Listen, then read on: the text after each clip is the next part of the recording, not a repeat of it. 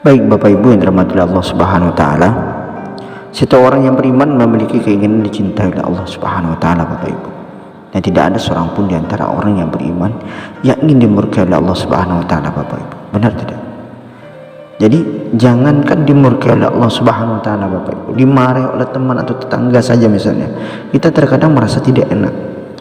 Dunia ini merasa sempit untuk bergerak karena takut bertemu dengan orang yang memarahi kita tadi Bapak Ibu. Padahal kalau kita hanya dimarahi oleh teman atau tetangga saja Bapak Ibu, kita bisa saja menghindar, pergi atau pindah ke tempat yang lain. Tahun depan kita kembali lagi, barangkali sudah bisa berdamai dengan orang tersebut. Tapi Bapak Ibu, jikalau Allah yang murka kepada kita gimana?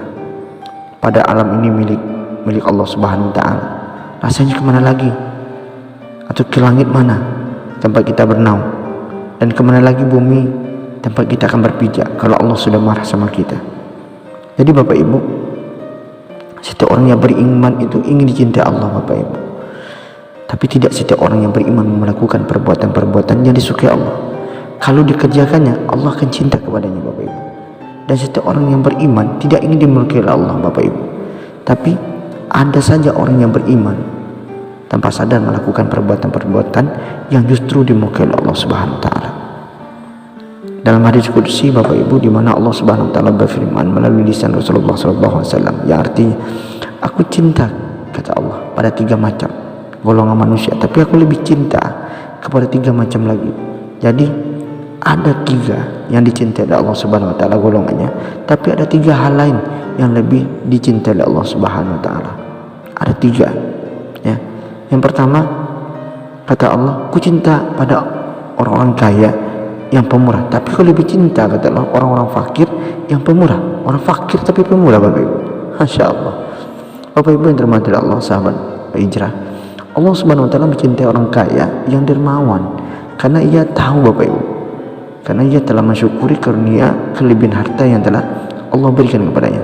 Tapi sungguh Allah lebih mencintai orang-orang fakir, namun dia pemurah meskipun dengan kefakirannya, dengan rezeki yang berkurang. Betapa mulianya Bapak Ibu ketika orang yang kekurangan dengan hartanya, justru ia malah lebih mementingkan kepentingan orang lain dengan memberikan apa yang punya, walaupun ia tahu dirinya membutuhkannya. Maka tidak lain, orang yang seperti itu adalah orang yang mengharapkan karunia dari Allah Bapak Ibu, dan Allah pun sangat mencintainya dengan kedermawannya. Golongan kedua, cinta orang fakir yang rendah hati, dan cinta lebih besar pada orang kaya yang rendah hati. Allah cinta orang fakir tadi yang rendah hati, tapi Allah lebih cinta lagi pada orang kaya yang rendah hati. Jadi Allah mencintai orang yang fakir Bapak Ibu dan rendah hati, karena sifat rendah hati adalah kebalikan dari sifat sombong. Sedangkan sombong adalah sifatnya syaitan Bapak Ibu. Ketika seorang menjauhi sifat yang dimiliki syaitan dan memiliki sifat kebalikannya, yang secara syariat dan sosial itu adalah perbuatan yang baik, maka sungguh Allah sangat mencintai orang yang memiliki sifat tersebut. Namun Allah lebih mencintai ketika justru orang-orang yang kaya yang sebagian besar identiknya dengan sifat sombong, namun justru memiliki sifat yang rendah hati Bapak Ibu. Sahabat hijrah yang dirahmati Allah Bapak Ibu. Yang ketiga, aku cinta orang tua. Yang ketiga nih, aku cinta orang tua yang bertobat, dan cintaku lebih besar pada pemuda yang bertaubat. Jadi yang ketiga adalah aku cinta orang tua yang bertobat, dan cintaku lebih besar pada pemuda yang bertobat. Allah sangat merindukan orang-orang yang bertobat Bapak Ibu. Bahkan taubatnya seseorang pendosa lebih Allah rindukan ketimbang zikirnya orang saleh. Maksudnya dengan apa ya? Dengan kerahmat tamatnya kepada Allah. Allah berikan harapan bagi orang yang berdosa untuk memperbaiki diri dan bertobat kepada Allah. Karena sesungguhnya Allah Subhanahu wa taala adalah zat yang maha penerima taubat. Tubu ilallahi taubatan nasuha. Terlepas dari Allah mencintai orang-orang yang bertaubat, cinta Allah lebih besar lagi kepada pemuda yang bertobat. Masya Allah. Jadi ini khusus kepada sahabat-sahabat hijrah. Karena kalau saja masa pemuda merupakan masa di mana masa pencarian diri Bapak Ibu, masa yang masih muda terbawa arus ke sana ke sini. Terlebih pergaulan zaman sekarang sangatlah bebas Bapak Ibu.